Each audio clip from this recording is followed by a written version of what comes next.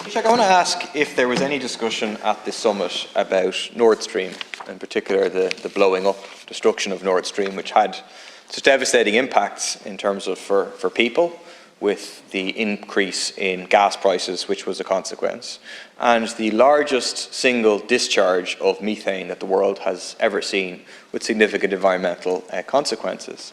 It seems that nobody is really interested in finding out the answer for who is responsible.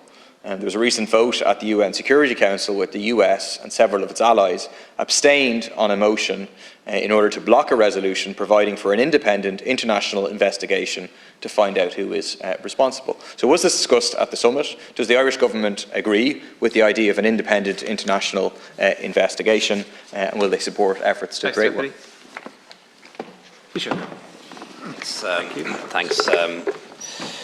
Thanks, Deputy, for the questions. Look, just in relation when it comes to renewable energy, I don't accept that we're laggards at all. We produce about 40% of our electricity now from renewable energy. That's a lot higher than a lot of other countries. But I think what happens sometimes, and that's understandable, is that people who are in a particular subsector or of a particular niche see things from their perspective and don't see it from the wider perspective. So often people who are promoting floating offshore wind energy only see that. They don't see that there is more to offshore wind energy than floating. And they don't see that there is onshore, and they don't see that there is solar.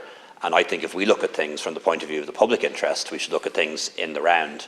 And of course it made sense in Ireland for us to do onshore first.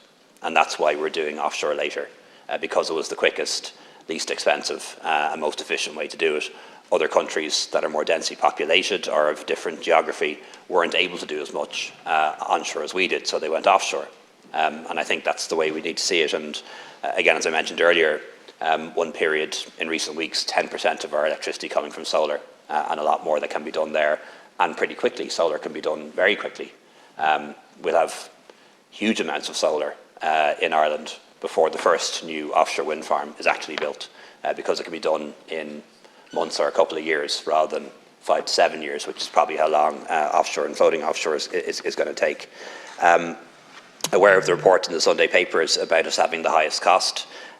Minister Ryan has briefed me on that, informed me that it's not the case, and perhaps we're not comparing like with like. I understand in the UK, for example, the price that's paid for the electricity is index linked, so it goes up every year, whereas we're not going to do that.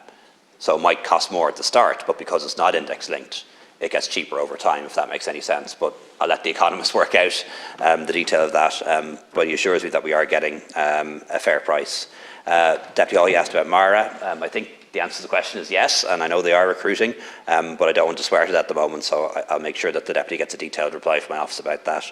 On the ports, 250 million going into Rosslare, more investments to come, need to invest in our ports. When it comes to public ownership, I think best done through our state-owned enterprises like ESB, for example. That's going to happen. When it comes to Nord Stream, there was no discussion specifically on the Nord Stream pipeline itself, but we obviously did have a discussion on security of pipelines into the future, and also undersea cables, and to make sure that they're designed in such a way that they're not easy to tamper with. Thank you, Taoiseach.